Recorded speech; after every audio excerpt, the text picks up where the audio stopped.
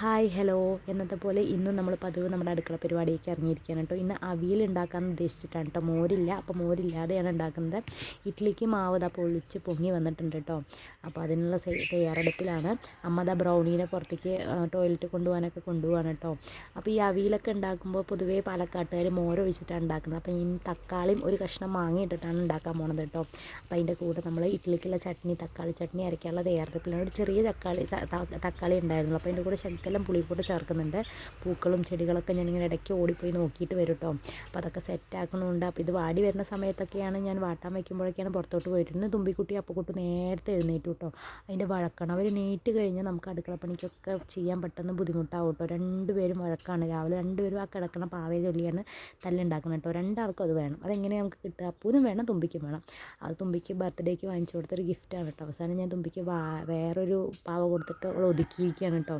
അപ്പോഴേക്കും നമ്മുടെ അടുപ്പത്ത് വെച്ച സാധനമൊക്കെ റെഡി ആയിട്ടുണ്ടായിരുന്നു. അപ്പോൾ അതൊക്കെ സെറ്റാക്കി അരയ്ക്കാനായിട്ട് എടുത്തു. ഇത് നമ്മുടെ അവിയലിനുള്ള അരപ്പനാണ് കേട്ടോ. അവിയൽ നമ്മൾ പൊതുവേ മോരൊഴിച്ചിട്ടാണ് പാലക്കാട്ടുകാർ വെക്കുക. അപ്പം ഞാൻ അതിന് പകരം ചേച്ചിയൊക്കെ അങ്ങനെ വെക്കുന്ന കണ്ടിട്ടുണ്ട്. അപ്പോൾ ഇതിങ്ങനെ ഇടയ്ക്ക് മോരൊഴിക്കാതെ തക്കാളി ഇട്ടിട്ട് വെക്കാറുണ്ട് കേട്ടോ.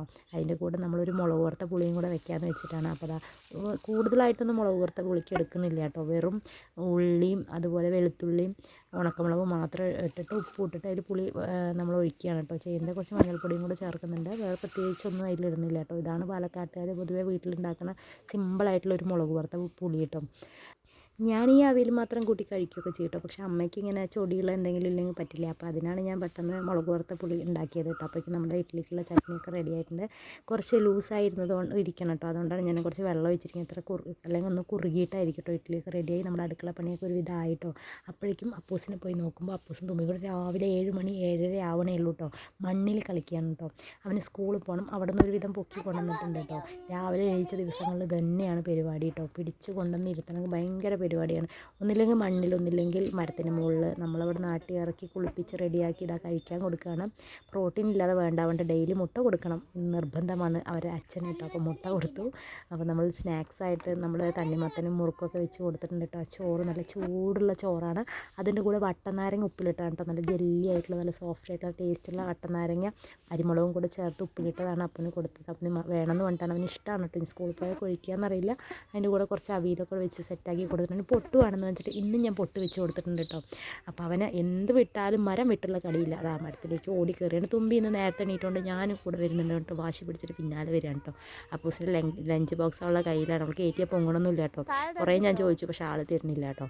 അപ്പോൾ കുറച്ച് നേരമൊക്കെ അവൾ തൂക്കിയിട്ട് മടുത്തപ്പോൾ എനിക്ക് തന്നു. അത് വേറെ കാര്യം. ആൾ ഭയങ്കര വാശിക്കാരിയാണ്. പക്ഷേ അപ്പൂന് അങ്ങനെ വാശിയൊന്നുമില്ല കേട്ടോ. ചെറിയ കാര്യങ്ങൾക്ക് അപ്പൂന് അങ്ങനെ വാശിയൊന്നും പിടിക്കാറില്ല. അവൻ ചെന്നതും ബിനുവൻറ്റീനെ നോക്കിയിട്ടോ. ബിനുവൻറ്റി അവിടെ ഉണ്ടോയെന്ന്. കാരണം ഇന്നലെ അവൻ സ്കൂളിൽ പോകുമ്പോൾ ബിനുവൻറ്റിയെ കണ്ടിട്ടില്ല. പിന്നെ വന്നിട്ട് വീട്ടിൽ വിരിഞ്ഞ് നിൽക്കുന്ന ചന്തമുള്ളൊരു പൂവാണ് കേട്ടോ അത്. ഞാനും ഒരു കൊമ്പ് തുറന്ന് വെച്ചിട്ടൊക്കെ ഉണ്ട്. അതിൽ കുഞ്ഞു പൂക്കൾ വരുന്നുണ്ട്. ഇത് കാണാൻ നല്ല ഭംഗിയുണ്ട് കേട്ടോ. പ്ലാസ്റ്റിക് പൂ പോലെ ഉണ്ട്. ഇത് വീട്ടിൽ ആദ്യമൊക്കെ ഉണ്ടായിരുന്നു. പിന്നെ അങ്ങനെ പോയതാണ് കേട്ടോ.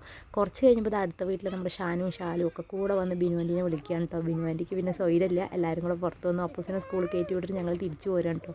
തുമ്പിക്കുട്ടിയാണെങ്കിൽ അവിടെ നിന്ന് വന്ന സങ്കടത്തിൽ എന്നെ മാന്തി പൊളിക്കുകയാണ് കേട്ടോ. വീഡിയോ ഇഷ്ടമാണെങ്കിൽ സപ്പോർട്ട് ചെയ്യാനൊന്നും മറക്കല്ലേ.